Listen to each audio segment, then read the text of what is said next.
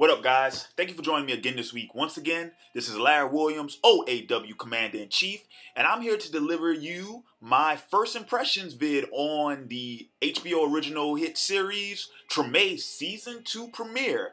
That's right here on Otaku Assemble! Weekly. So, guys, thanks for joining me again this week. So let's get into this. Now, before I begin, just so you guys know, what's my history with this series? Okay, started watching Treme since it first premiered a year ago on HBO. Big fan of the series. I love the series. And in case you guys don't know, I am from New Orleans. Born and raised, baby. Well, yeah, I can't say raised because I spent half as born and raised. That's all y'all need to know. But so when I heard that, HBO was doing a series about post-Katrina New Orleans, it's like, oh shit, I lived through that shit. So yeah, of course, yeah, I'm gonna check it out. And first season, I love the first season. I love the cast, I love the characters. And it was pretty interesting. So now going into season 2,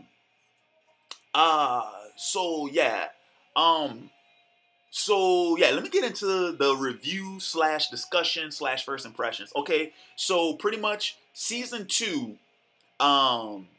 takes place 14 months after the storm, 7 months after the end of season 1. So we're all on the same page. Season 1 took place 3 months after the storm, and so forth, right? Season 2 takes place 14 months after the storm and 7 months after the end of season 1. Okay, so where are our characters now? Now, I'm going to go ahead and do this review in a manner to where I'm going to assume that the audience has already seen season 1. Because I don't really know how to do a first impressions vid on the second season if I can't really talk about the first season as if I've already seen it. I kind of need to talk about it like that. So, guys, if you haven't seen Treme at all, if you haven't seen season 1, go out. I think it is on DVD, and I think it's on Netflix. I'm not sure. But I highly recommend you guys check it out. And by all means, if you want to cut the vid here, by all means. For those of my viewers who have seen Treme season 1, stick around because that's how I'm going to do this review. So, where are our lovable characters? What's going on with them? Okay, so I'm gonna start off with my favorite character, Davis. Okay, Davis is still working at I think it's WWOZ, which anybody from New Orleans know that's one of the popular radio stations out there. Well, Davis still is working there, and I think he has a steady job there. So, last season Davis was still looking for work. It looks like he has a steady job there now. And we saw at the end of season 1 that Annie, oh God, Annie is so cute.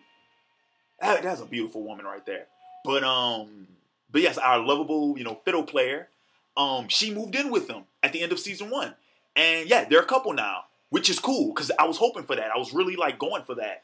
So that's really good. I'm glad that they stuck together. And speaking of Annie, so not to lose track.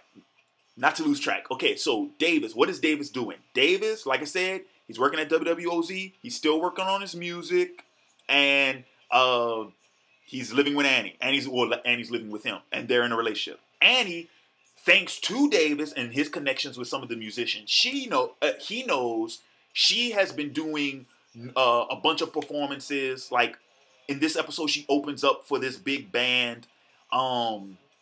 And then she also sits in and performs with some of Davis's friends and Sonny at a local spot. So she's doing well, and that's good because I felt sorry for Annie in season 1 because of the shit that was going on with Sonny. So I'm glad that's working out. Now let's get to Sonny. Sonny's still playing on street corner. And you can see where his act is suffering without Annie. I know Sonny was an asshole in season 1, but not to take away from him. I don't really mean to sound mean when I say this, but let's face it, Annie was the heart and soul of that music group. So without her, like Sonny's just kind of like blah. And you can tell, you can see it, it's apparent. So then, cause Sonny couldn't even pull in a crowd against this group of half-ass musicians who were playing across the street on the other corner. Like he couldn't even pull a crowd away from them. So he's suffering, but he seems okay. He still seems to be hanging out with the wrong crowd, and I'm not sure if he's still on the drug thing. I think he is though. So that's what's going on with that. Okay, so my second favorite, moving on to my second favorite character, Antoine Baptiste. What Antoine's been doing. Okay, Antoine he's getting, I don't know if they're solid gigs, but he's getting better gigs. Like, you know, he did this performance in to this large crowd, and he just had a great time doing it. But I think Antoine's getting ready to go into a transitional period. Like, I think he's getting ready to do like this midlife crisis type deal, because he's talking about moving, and he's talking about like trying different things and stuff like that. Like he mentions how, man, I wish, I could have picked up the trumpet and played that instead of the trombone. And which, that says something for, a musician or an artist period who, when you start to regret what you're doing, when you start regretting your craft, that says something. Like that's a flare is going off right there. Like that's something's going on. So and then we see him and his girlfriend, and they finally visit his girlfriend's mom's house, and check out the damage there over a year later. So at this point in the story, the city is still in recovery, so that's what he's been doing. Then we got LaDonna and her husband. I gotta mention this because this made me chuckle when I found this out. Apparently, LaDonna's husband's name is Larry Williams. I'm sorry, but I just found that hilarious.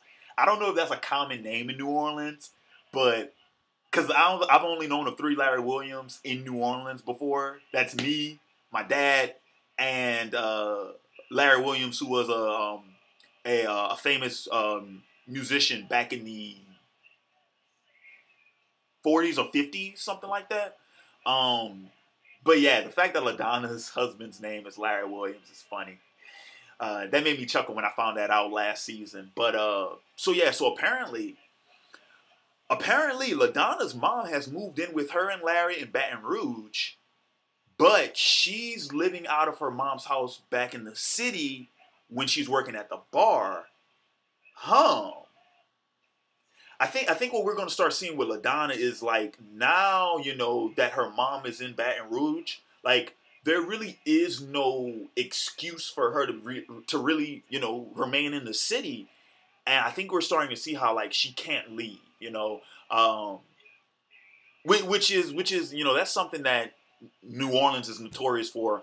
New Orleans and New Orleans residents, the fact that, it's so hard to leave the city because it's so much fun and it's so easy to live there. You grow accustomed to it so much, especially if you were born and raised. If you grew up there, unless there's some type of force pushing you out, like what pretty much happened with Katrina, where it forced, it forced all these people out of the city.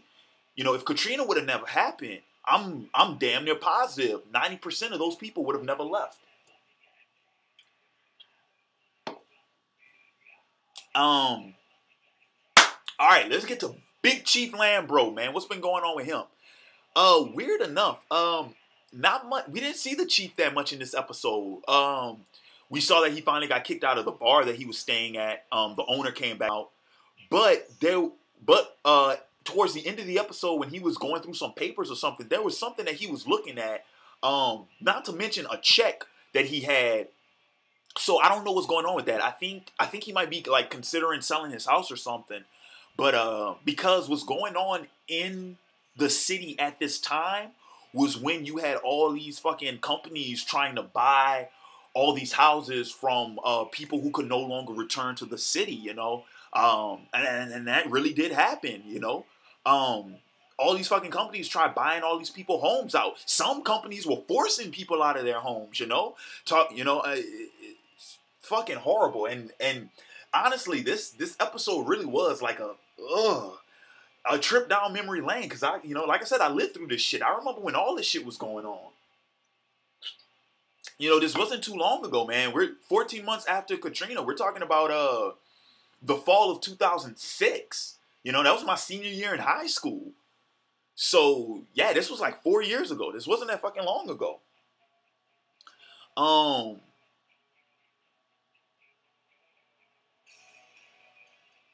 man, I love this song too. So okay, who else did I forget? Oh, Chief Lambro's son, whose name I keep forgetting, but man, he stuck it to them cats when they started dogging New Orleans. He stuck it to them, man.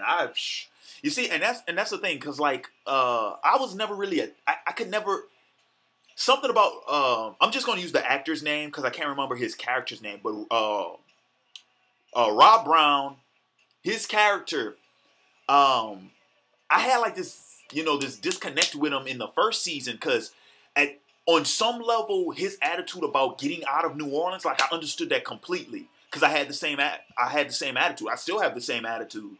You know, I love the city to death, but I don't even live in New Orleans. So yeah, his whole attitude about trying to get away and trying to get out of New Orleans, I understood where he was coming from, but I also understood, you know, at the same time, like you can, especially with a city like New Orleans, like, you know, to grow up there, to be raised there, you know, with all the shit that goes on in the city. Yeah, I know what's wrong with my city, but at the same time, that's my city, and you don't have the right to talk shit about my city. I understand when he fucking these two pricks from New York, don't know shit about New Orleans, tried to trash all over it, and he fucking stuck it to him. I understood that completely. And yeah, and I'll go ahead and state this on fucking YouTube right now, because that's how I feel, you know? Yeah, New Orleans is a fucked up city. True that. True that. But it's also one of the greatest cities in the world. And if you can't see that, then quite frankly, this shit just ain't for you.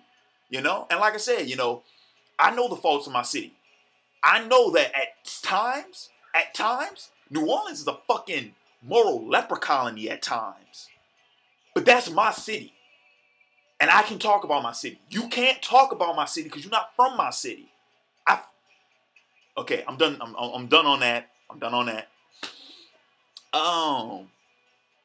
Okay, so then another character worth mentioning, Jeanette, the chef, the 5-star chef. You know, she moved to New York at the end of last season, and she seems to be hating it up there, especially with this fucking douchebag boss that she has. You know, she's working in this big kitchen with this quote unquote famous chef, and he's a fucking asshole, man. Like, seriously.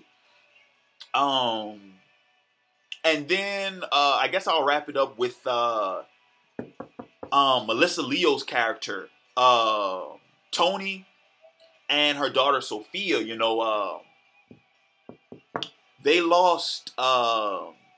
Tony lost her husband, who's played by John Goodman, in last season. You know, he committed suicide, and so we're kind of seeing like how, you know, the aftermath of that, how that's like affecting their family. And you know, Tony, she seems to be dealing with it, but I also noticed that she's really busy. You know, she's like one of the top attorneys in New Orleans, but she's really busy.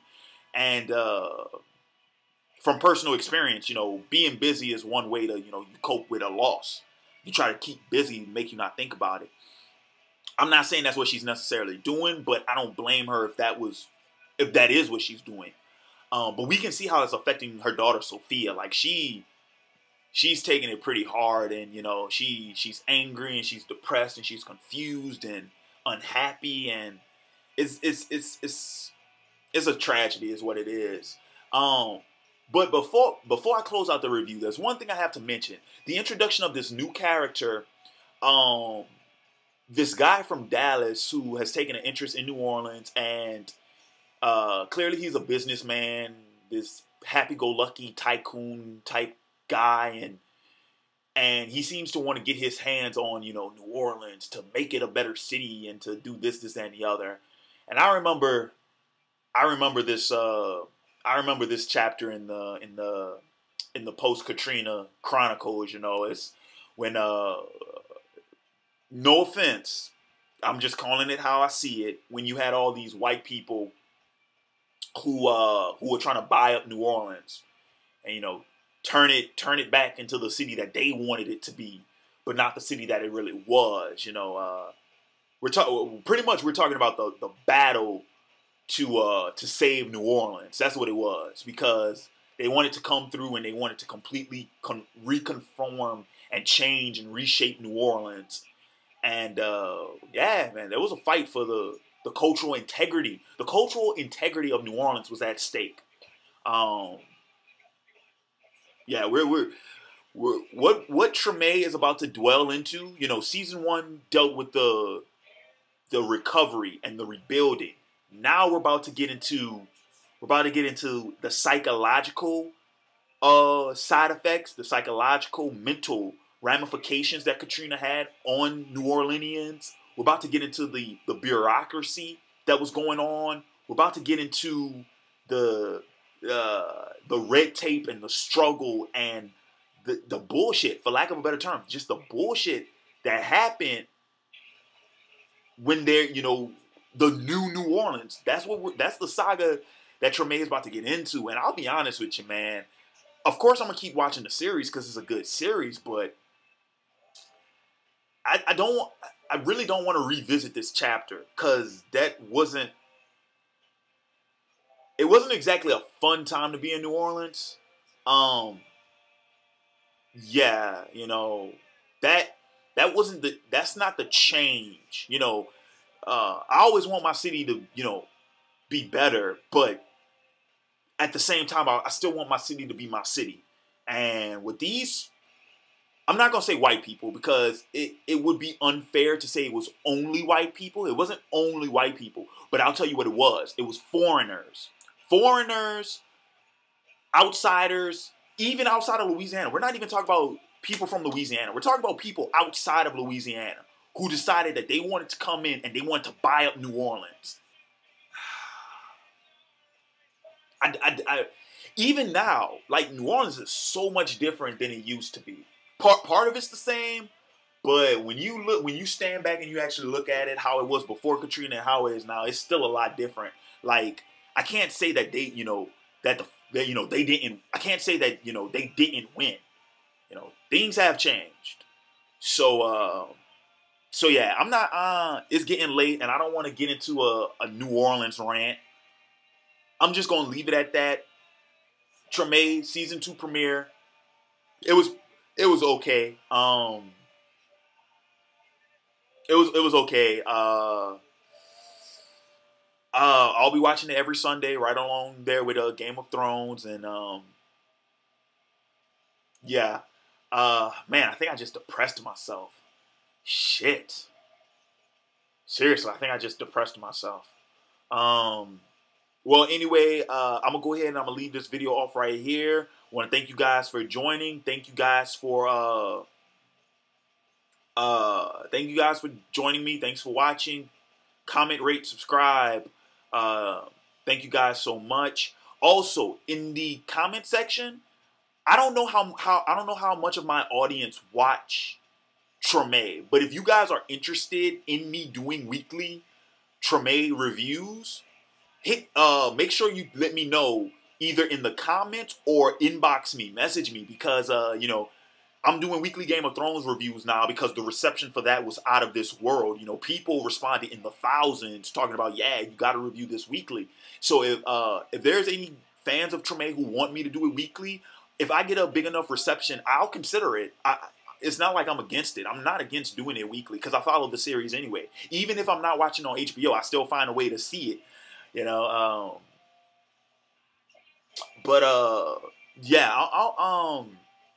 So thanks for joining me.